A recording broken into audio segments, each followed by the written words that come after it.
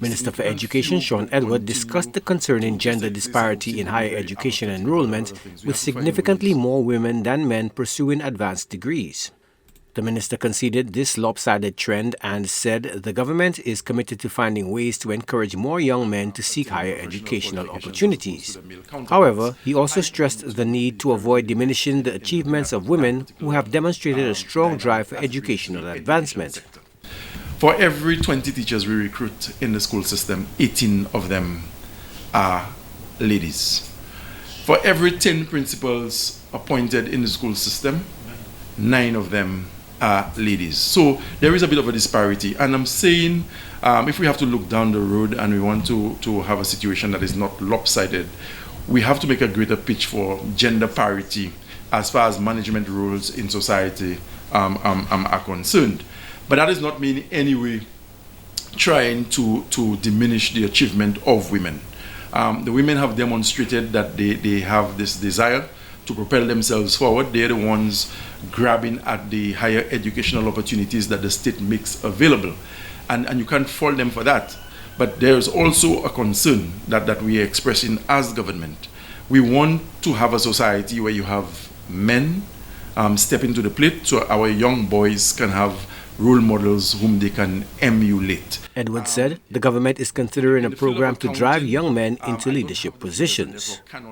You go to the South Louis Community College and you just walk the campus, or you peruse the attendance figures, and you will see that the boys are outnumbered. For me, as Minister for Education, it's a conversation I've started, that we have to find a way to identify the promising, bright, committed young men in the system, and if it means that we have to embark on an accelerated program to propel them into leadership positions, we are prepared to do so, and it is something I will be championing in the coming weeks and months. The government's broader strategy involves expanding vocational training programs through the TVET initiative and providing employment opportunities through social programs. However, Edward acknowledged the complex societal factors behind the gender disparity and called for a broader conversation to find effective solutions that support all young people in St. Lucia, especially with the perennial problem of the block culture of loitering males in communities on the island.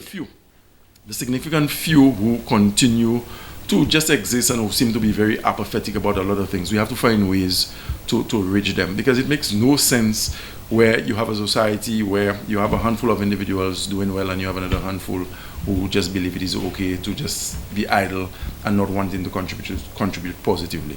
For our part, the government, we have, and the Labour Party has a very, very proud record on which we all stand as it relates to the social interventions we've made as a government whenever we are in office. Look at the distress fund. That is a social program. We were the ones who brought in the NICE program to create employment for people who otherwise would not have been employed.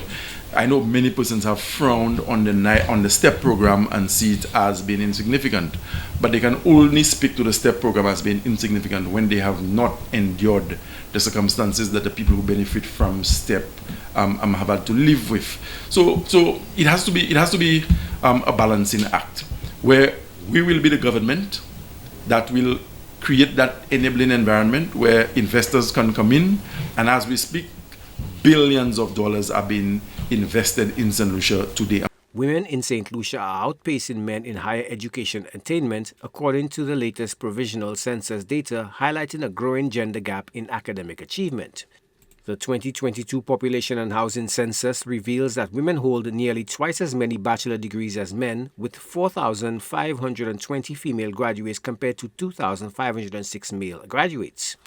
The disparity extends to advanced degrees, where women earned 2,072 master's degrees versus 1,222 for men. At the doctoral level, 206 women are pursuing PhDs compared to 163 men.